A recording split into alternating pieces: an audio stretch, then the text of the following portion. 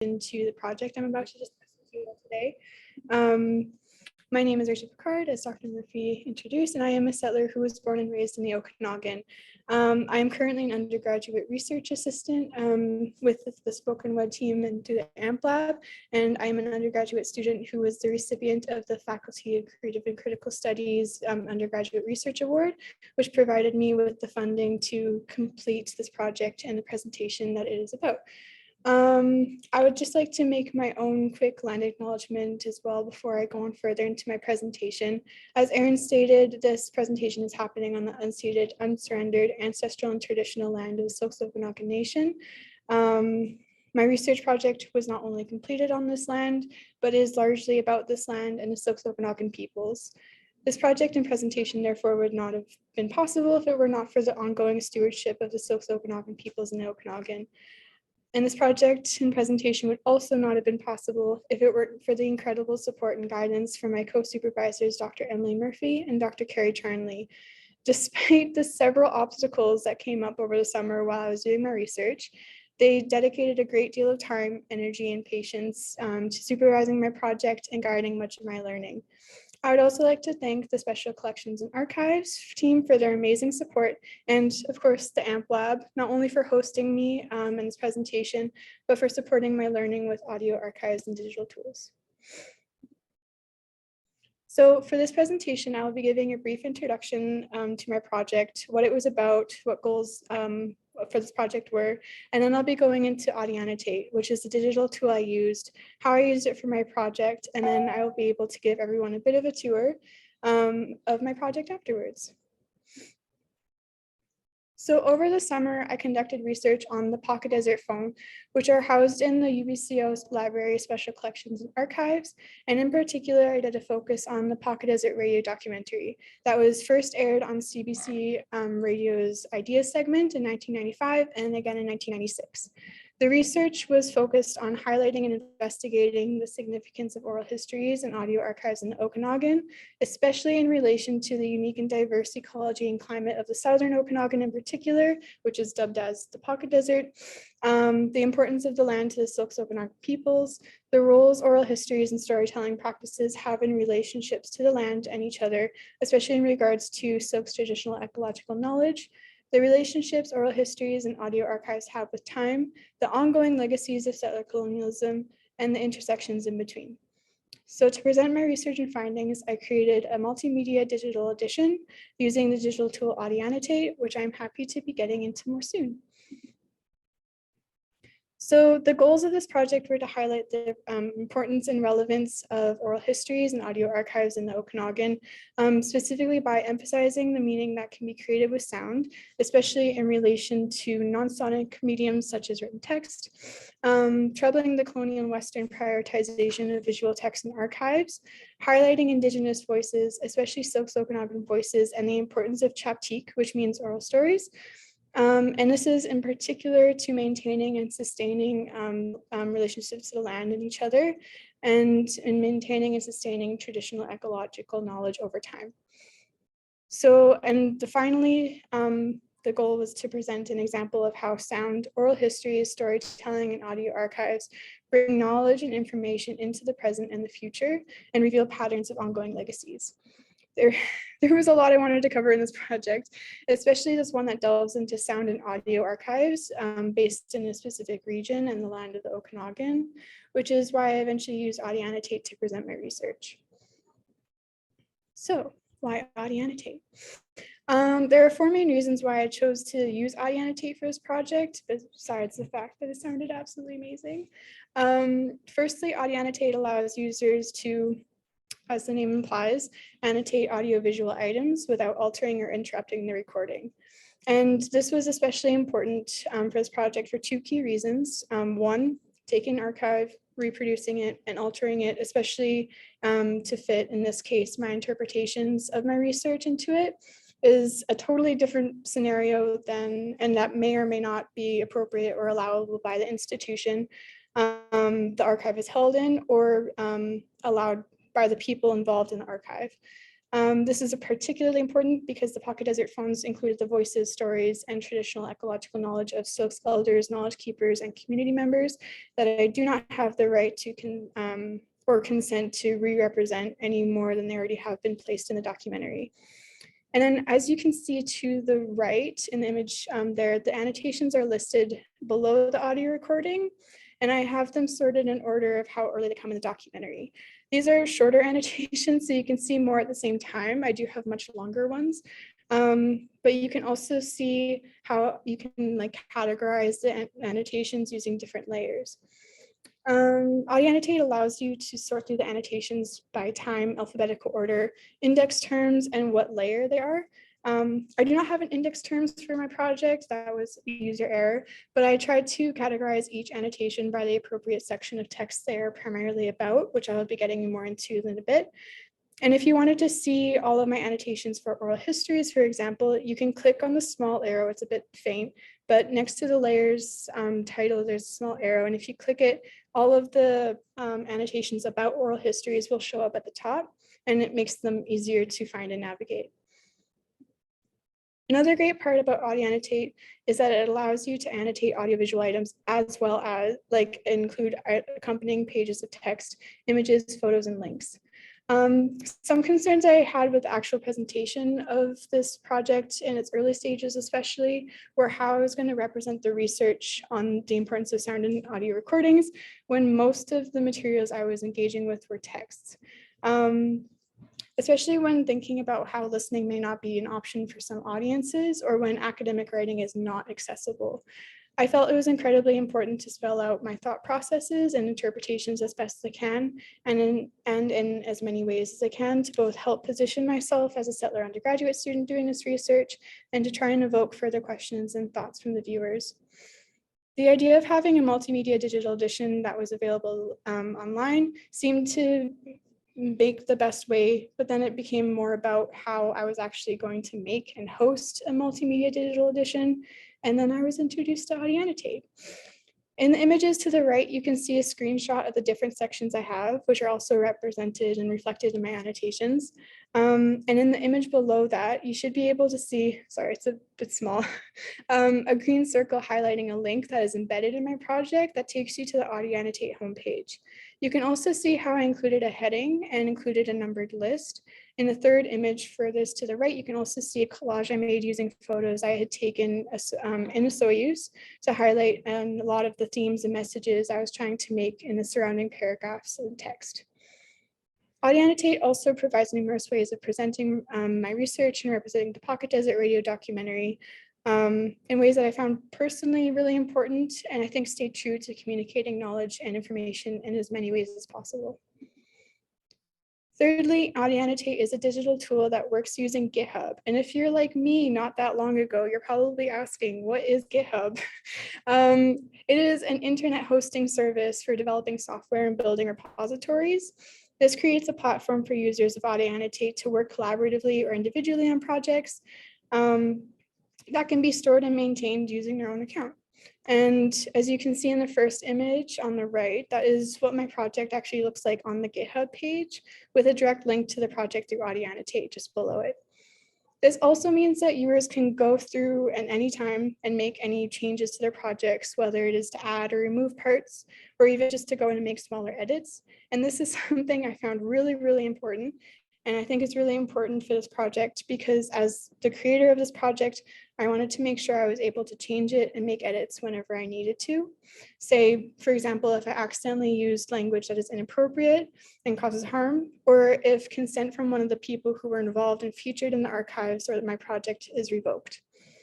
One of the greatest parts of AudiAnnotate as well is working through GitHub. It is relatively easy to learn and work with, and I'm saying this as someone who, as a few of you joining us unfortunately know firsthand, is not very good at or experienced with technology and working with digital tools.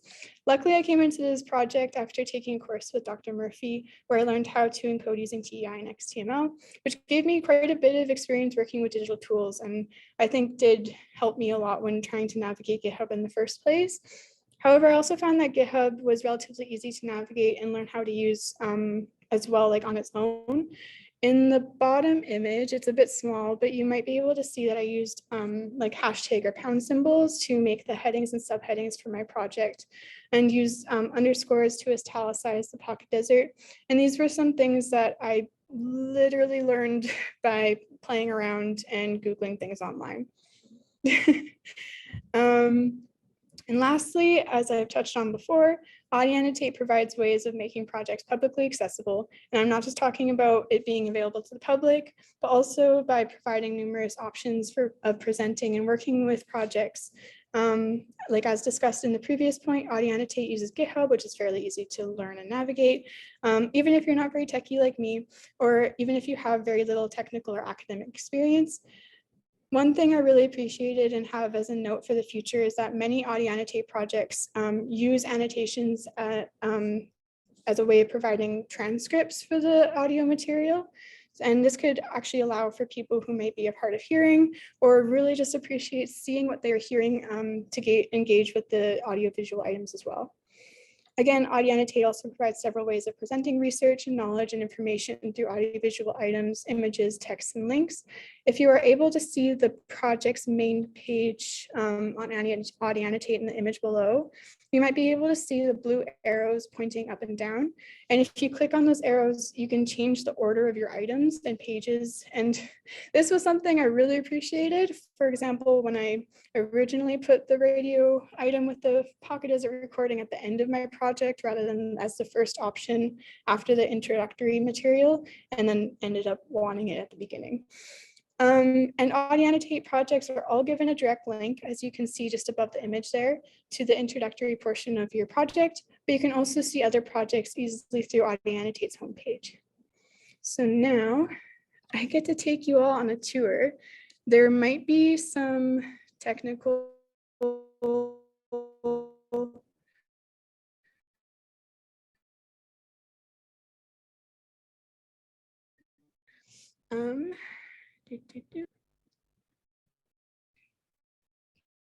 you see it okay?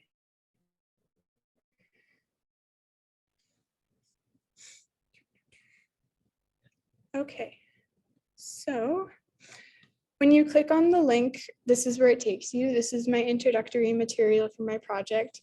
It is very long, so I will not try to scroll too much, but I will need to scroll just to kind of give you a sense of what my project was about.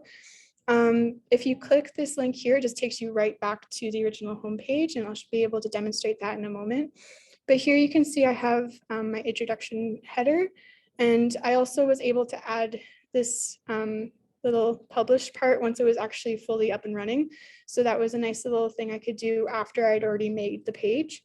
I will also note that I made this little, I tried to make a superscript of this one, as I will show you later. I make notes at the end, but here is an image I was able to include I was able to take pictures of Syilx, and I was able to put them all through the GitHub page so it show up on this project.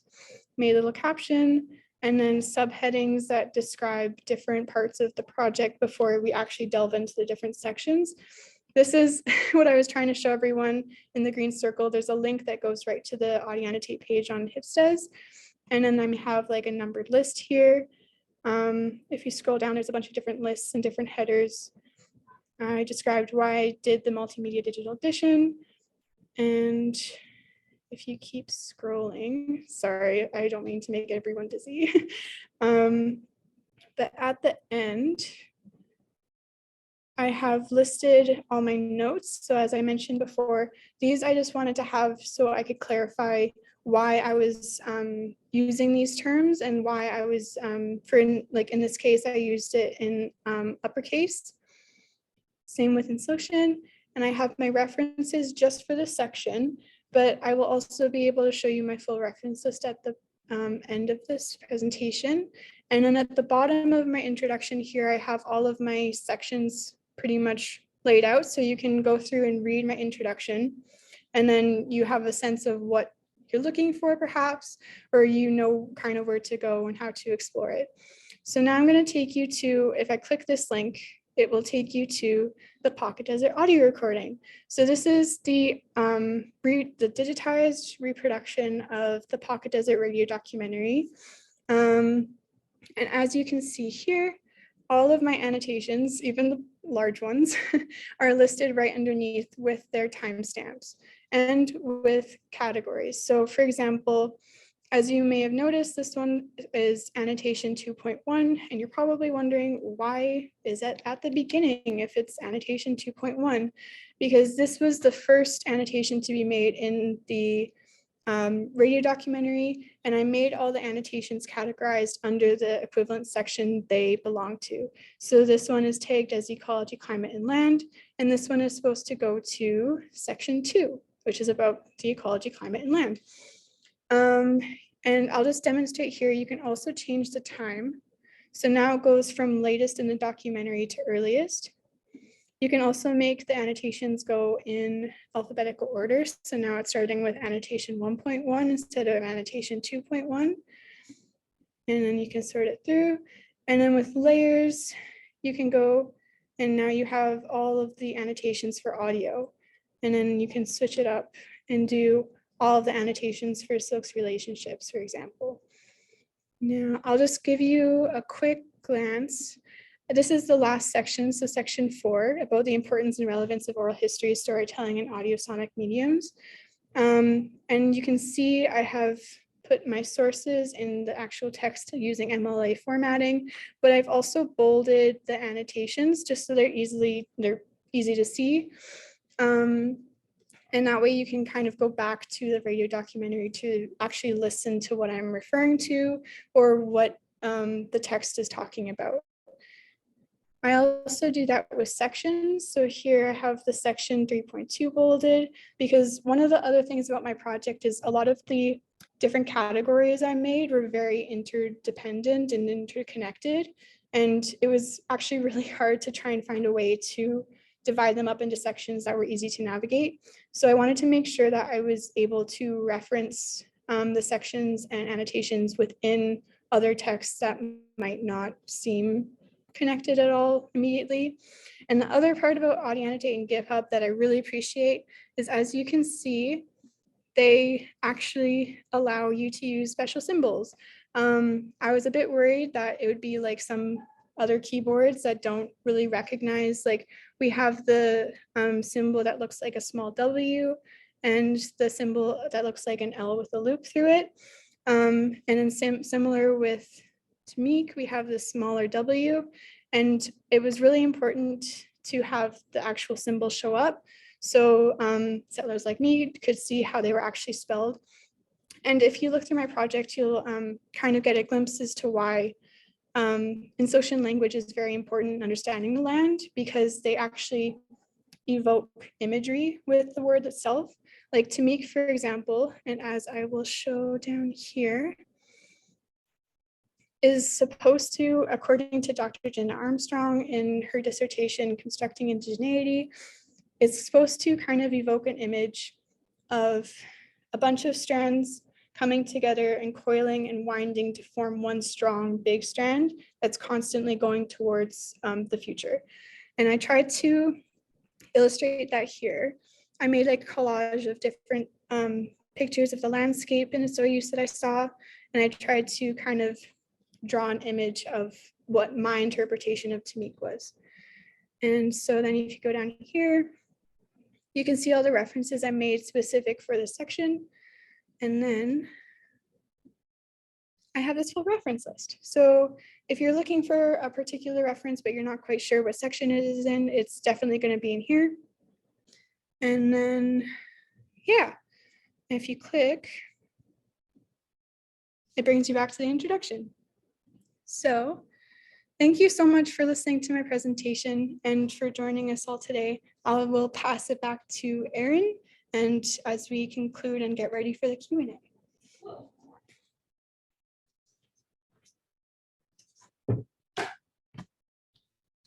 I can see myself in two places. Yeah, thank you so much, Rachel. We'll give a virtual round of applause, an in-person small but very appreciative round of applause. We'll move to a Q&A. So if anyone has any questions, please feel free to hop in or raise your hand. I'm happy to moderate from here. And Rachel will be happy to answer your questions.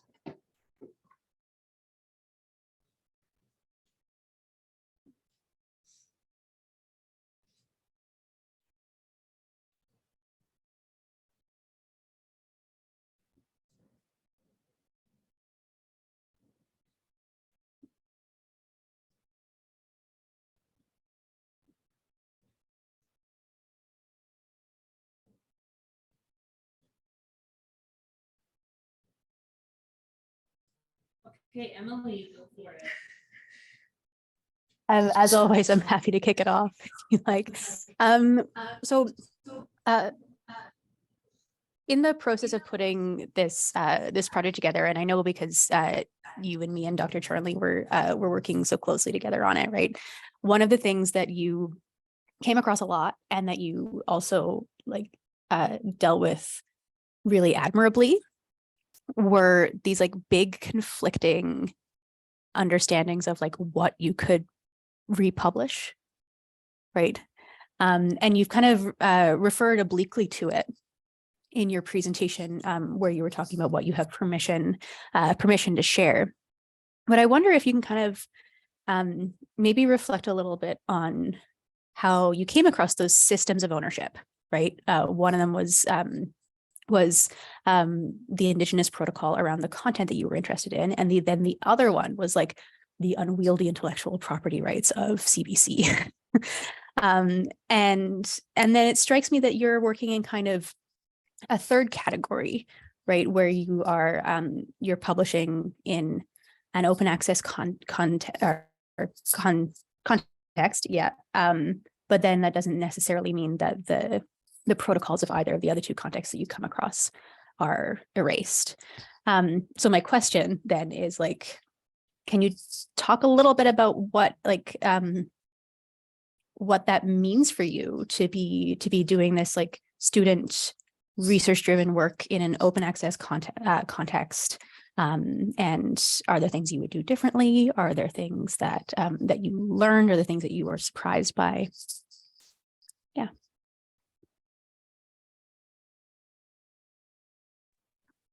Thank you so much for the question. Yes, this was a big ongoing concern of mine because we had to get permission from like according to Indigenous protocols, get permission from all of the Syilx people who were part of this project. And we were able to get in touch with Dr. Armstrong because Dr. Janet Armstrong is a huge part of this, the Pocket Desert Phone in general, but also the Pocket Desert Radio documentary. And we were also able to get in touch with Gail Cornish, who was essentially made the documentary in the first place with her producer, Don Mowat. Both worked for CBC at the time. And we were able to get in touch with them. And then over the summer, I was able to get in touch with a few of the other Syilx members who were in this project, such as Herman Edwards. And I was able to kind of ask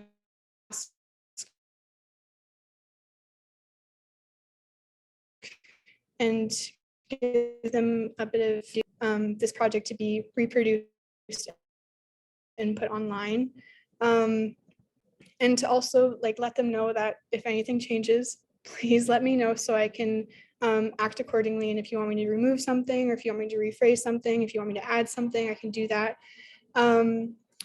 It was tricky to navigate because I've never made a project that was then made public.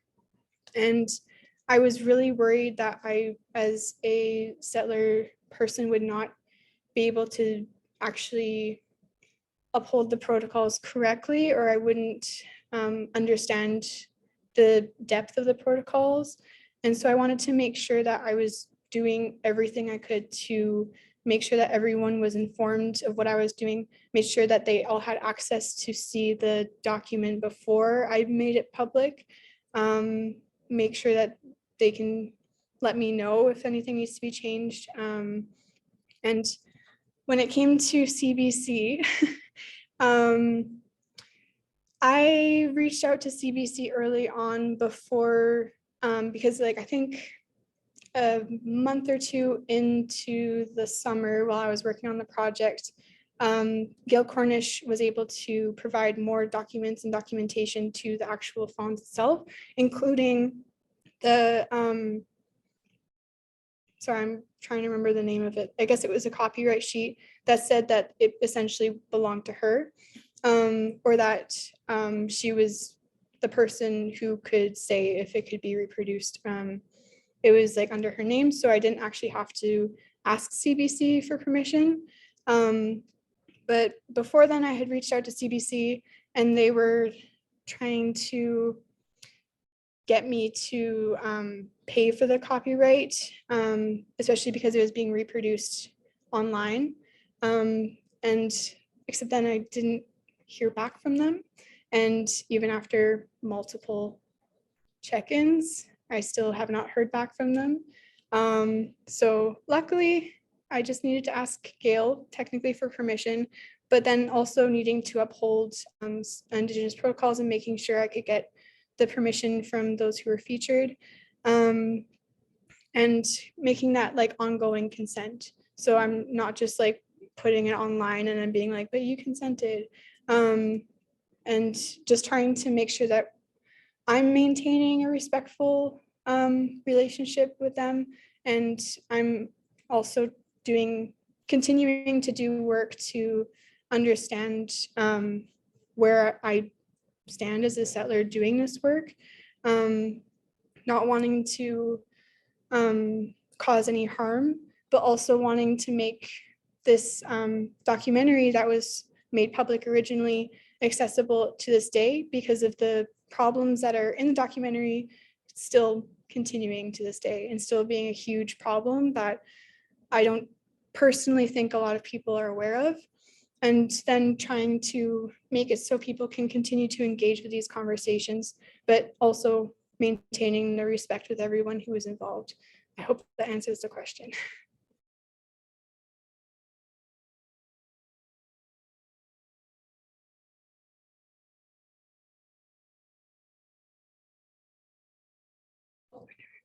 She muted me. She didn't want my question. I'll jump in from in person, I was saying, and then we'll head to our lovely lab director, Kara Shearer.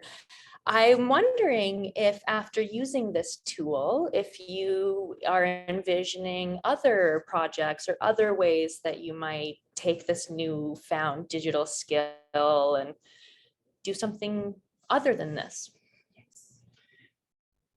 Thank you so much for that question, Erin. Absolutely. I totally see myself using this again in the future. And I also, having played around with it and having used it, and also having seen the other projects that have been made with it, it just seems like the possibilities are endless. I just used an audio item, but you can also have videos. You can have, I mean, as you can see, you can have pictures, you can include artwork. I'm sure you can include like poetry in text form. And again, you can edit, you can include things, you can have links. I was initially kind of overwhelmed actually with how much you could do. I wasn't initially planning on doing this research project using a medium that had so many options. And I got really excited when I was able to see what was being offered through AudiAnnotate. So I'm sure like I'll be wanting to use it again for future projects. And I think it would be a really great tool for perhaps in classrooms and doing other projects, even like other research projects, because it can do so much. And it can also, I think, from where I stand with it, I think it can do so much for people who learn in different ways. Like some people are visual learners, some people really appreciate having like sound and like learning like with audio. So you can have both. in the same text, in the same project. You can have photos. It works in so many levels, and I actually quite look forward to using it again. I just have to find an excuse to use it, but I'm sure I can, because again, there's so much you can do using AudiAnnotate. And I will be using it in my job with the AMP Lab and SpokenWeb to make a digital anthology. We will be working through SpokenWeb's digital anthology to use AudiAnnotate.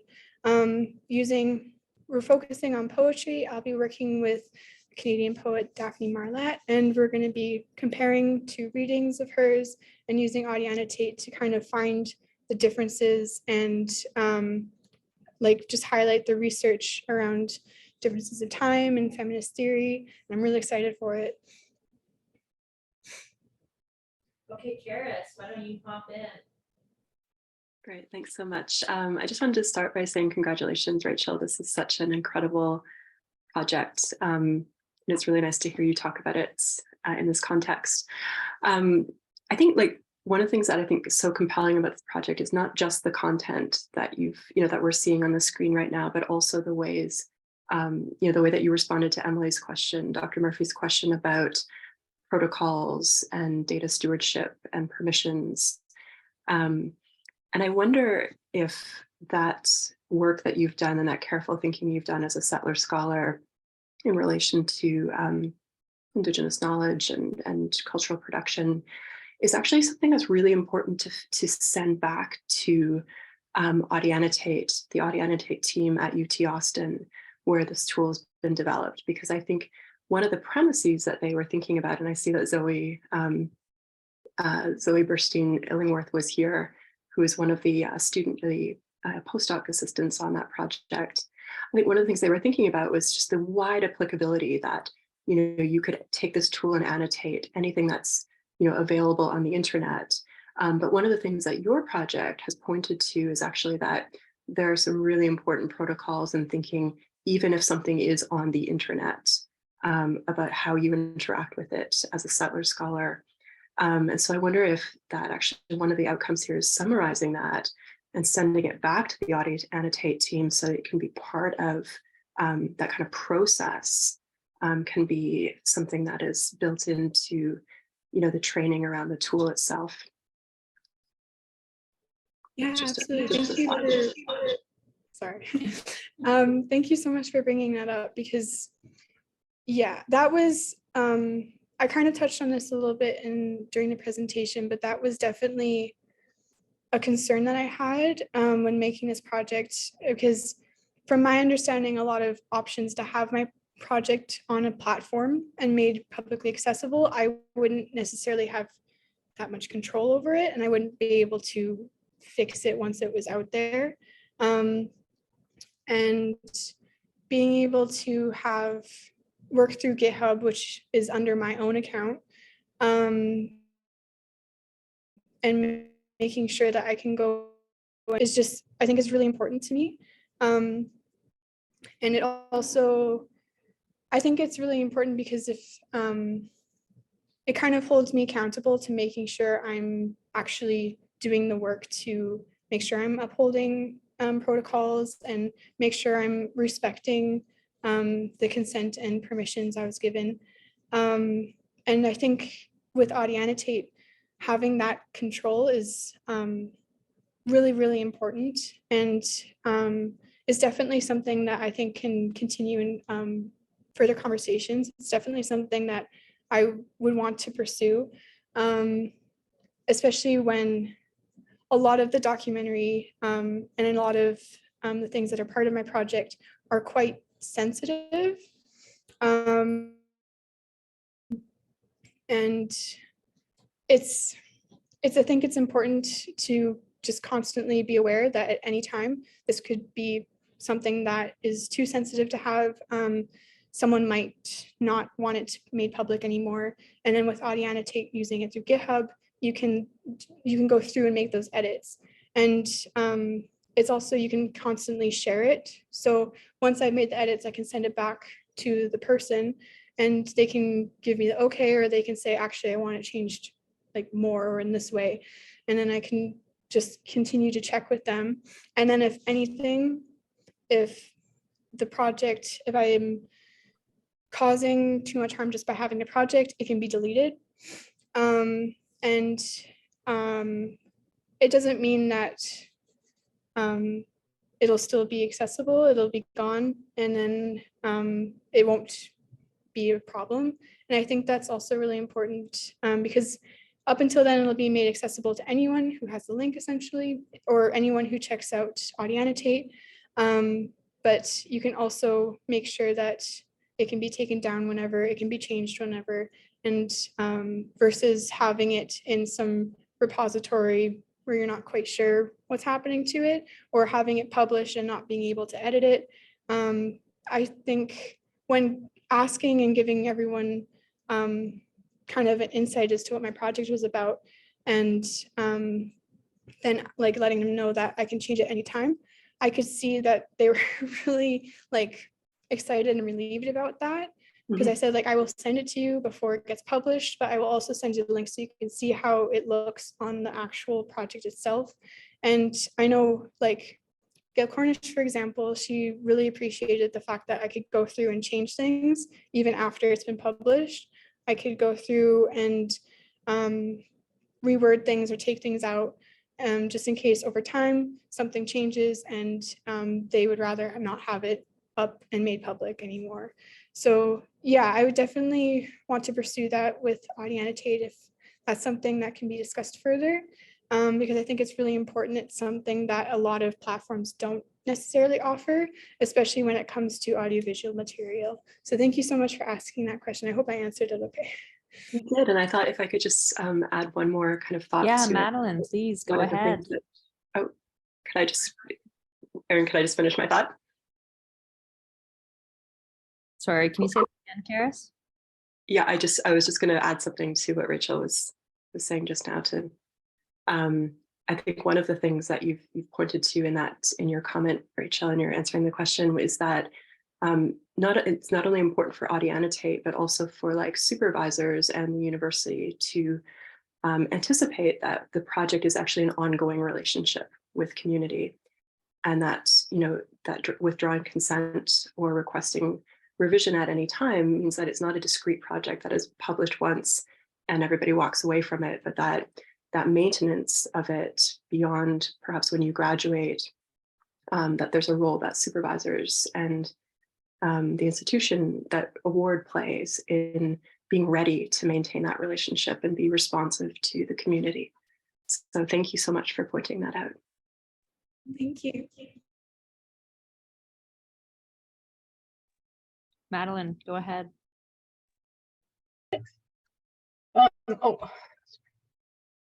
I am interested. First of all, I'm wildly impressed. I don't get to interact with a lot of undergraduate students, but yeah, I feel really impressed by you and by this project and your presentation of it.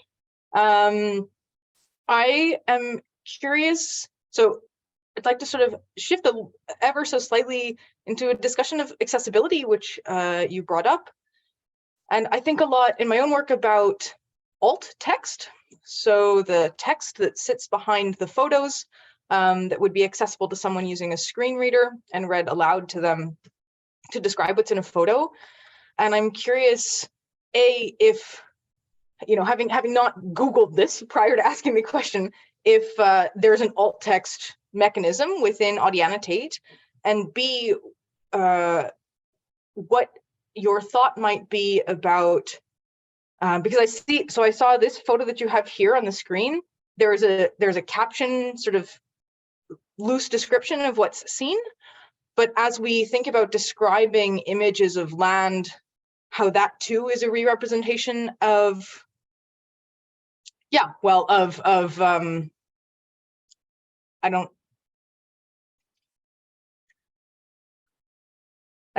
like trying to think carefully about how to phrase this, but it's a re-representation of occupied Syilx land in a way that is being like, I think there are a lot of very interesting questions about how we can talk about what is in an image, and I I think I'm going to just put that there and ask if you have any thoughts about how you described this image and whether or not there, perhaps there are other images as well, but just sort of moving out of the audio and into the visual a little bit. Yeah, absolutely. Actually, I'm so glad you asked this question because this is something I've been thinking about a lot and something I've been thinking about while making this project. I actually have no idea if this has that alt text, and unfortunately I'm not that techie, so I don't know necessarily how that would go about, which is partially why I wanted to include a description and a caption with the photos. But like you said, there's concerns around how, especially myself as a white settler, like how I would describe those photos, because my views of this land, for example, could be very, very different from the views of someone, for example, who might be from the Syilx Okanagan Nation. I like here for this photo, I have a very small caption. I say like the northwestern facing view of the Syilx Lake and orchards. And even this, like when I was trying to make the captions, it felt wrong to just describe them like this. It seems very like I'm just kind of naming the town, the settlement really, and what the Syilx Lake is called, and then highlighting the orchards. But I'm not actually talking about the landscape itself, like the natural landscape, what it probably looked like before settlement. I'm not talking about like whereabouts within the Syilx Okanagan territory this is necessarily.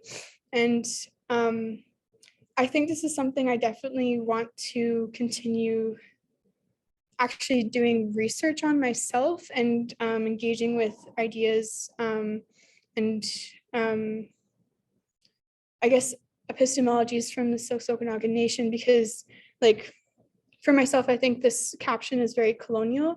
And when I was putting it in, I think one of the goals was to make it so it's identifiable to people who might not be familiar with this place, to people who might want to look at a map and look for a Syilx, for example.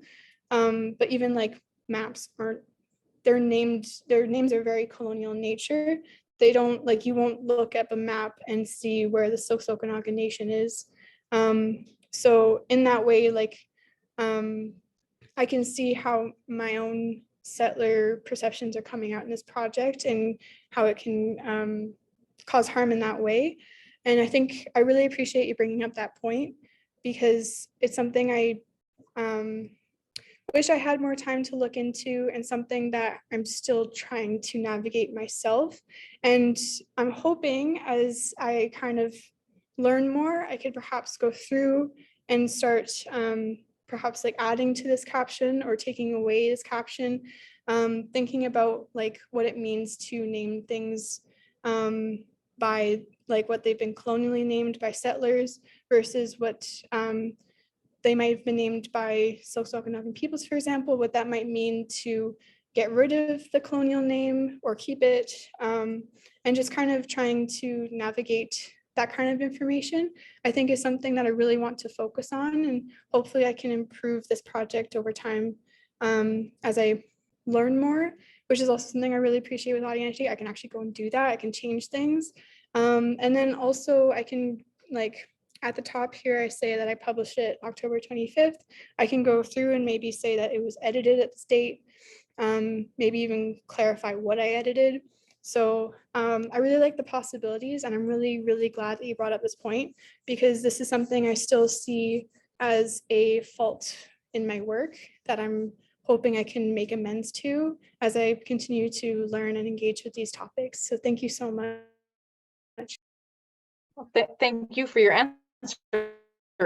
And should you ever want to talk about alt text for images of things that are not necessarily people, send me an email.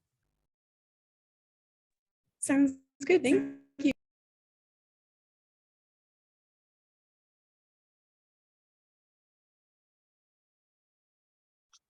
Okay, any other questions or comments? things people are thinking through after some of these great considerations that have been brought forward.